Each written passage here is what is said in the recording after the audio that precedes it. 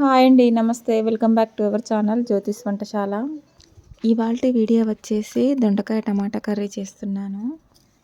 మసాలాలు ఏమి వేయకుండా సింపుల్గా అయిపోయే రెసిపీ. ఇది చాలా టేస్టీగా ఉంటుంది. ముందుగా అయితే ఒక 350 గ్రామ్స్ దొండకాయలను తీసుకొని సాల్ట్ వాటర్లో వేసి బాగా కడుక్కొని తీసుకుంటున్నాను. మనం ఏ వెజిటేబుల్స్తో వండినా ముందుగా అయితే ఫస్ట్ ఫ్రిడ్జ్లో నుంచి తీయగానే సాల్ట్ వాటర్లో కడుక్కొని వంట చేసుకోవాలి.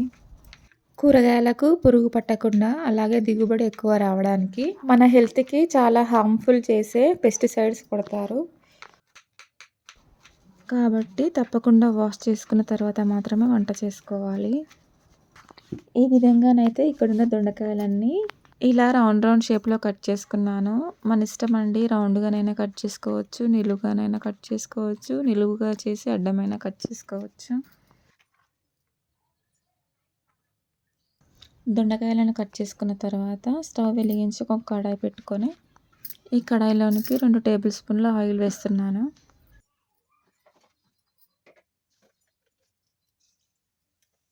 ఆయిల్ హీట్ అయిన తర్వాత కొద్దిగా ఆవాలు, జీలకర్ర, 1 టేబుల్ స్పూన్ మినపప్పు, 1 టేబుల్ స్పూన్ శనగపప్పు వేసుకొని వేయించుకుంటున్నాను.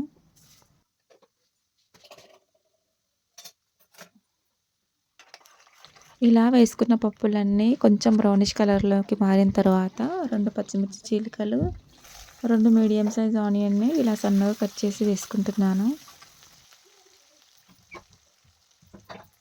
ఈ ఆనియన్ అయితే మంచి బ్రౌనిష్ కలర్లో వేగే వరకు వేయించుకుంటున్నాను.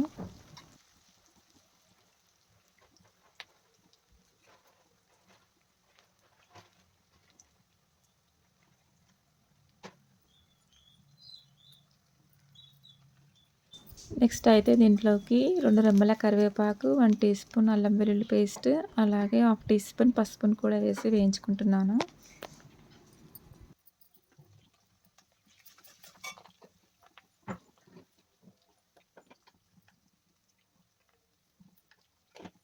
ఇలా అల్లం వెల్లుల్లి పేస్ట్ వేయించుకొని కొద్దిగా ఫ్రై అయిన తర్వాత దీంట్లోకి మనం ముందుగా కట్ చేసి పక్కన ఉంచుకున్న దొండకాయ ముక్కలను కూడా అన్నీ వేసేసి కలుపుతున్నాను.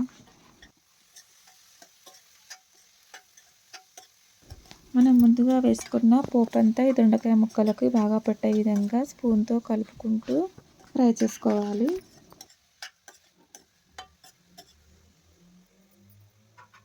ఇలా మంచిగా కలుపుకున్న తర్వాత ఇక దీనిపైన మూత పెట్టేసుకొని అడుగు మాడనివ్వకుండా మధ్య మధ్యలో కలుపుకుంటూ ఫ్రై చేసుకోవాలి.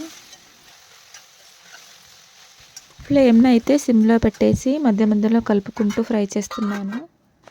మనకి దొండకాయ ఫ్రై అనేది పొడి పొడిగా డ్రైగా కావాలంటే మూత పెట్టకుండా వేయించుకున్నట్లయితే పొడి పొడిగా కాస్త డ్రైగా వస్తుంది.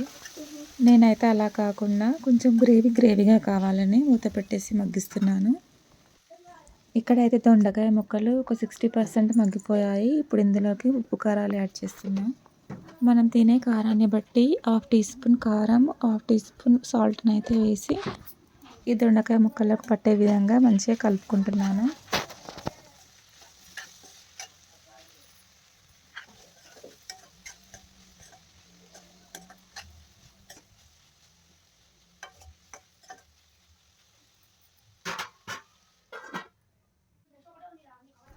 ఇలా మంచిగా కలయబెట్టుకున్న తర్వాత 2 మీడియం సైజు టమాటాలను కూడా సన్నగా కట్ చేసి వేసుకుంటున్నాను. ఈ టమాటా ముక్కలు ఈ దొండకాయ ముక్కల్లోకి కలిసే విధంగా ఒకసారి మంచిగా కలుపుకొని స్టవ్ని సిమ్లో ఉంచుకొని ఇంకో 5 నిమిషాల పాటు మగ్గించుకోవాలి. మీకు మసాలా ఫ్లేవర్స్ ఇష్టమైతే ఇప్పుడే 1 టీ స్పూన్ ధనియాల పొడి, 1/2 టీ స్పూన్ గరం మసాలా పౌడర్ని వేసి మరోసారి మంచిగా కలుపుకొని ఫ్రై చేసుకోవాలి. ఇప్పుడైతే ఇక ఈ దొండకాయల్లోనికి టమాటా కూడా మంచిగా మగ్గిపోయింది. అంతేనండి, మనకి దొండకాయ టమాటా ఫ్రై అయితే రెడీ అయిపోయింది. ఇలా కాకుండా మాకు కొంచెం గ్రేవీగా కావాలి అంటే ఈ టైంలోనే చిన్న గ్లాస్తో 1 గ్లాస్ వాటర్ వేసి ఇంకో 5 నిమిషాల పాటు మగ్గించుకుంటే కొద్దిగా గ్రేవీగా కూడా బాగుంటుందండి ఈ కర్రీ. చూసారు కదండి, ఈ దొండకాయ టమాటా ఫ్రై అయితే రైస్లోకైనా, చపాతీ, రొట్టెల్లోకైనా చాలా టేస్టీగా ఉంటుంది.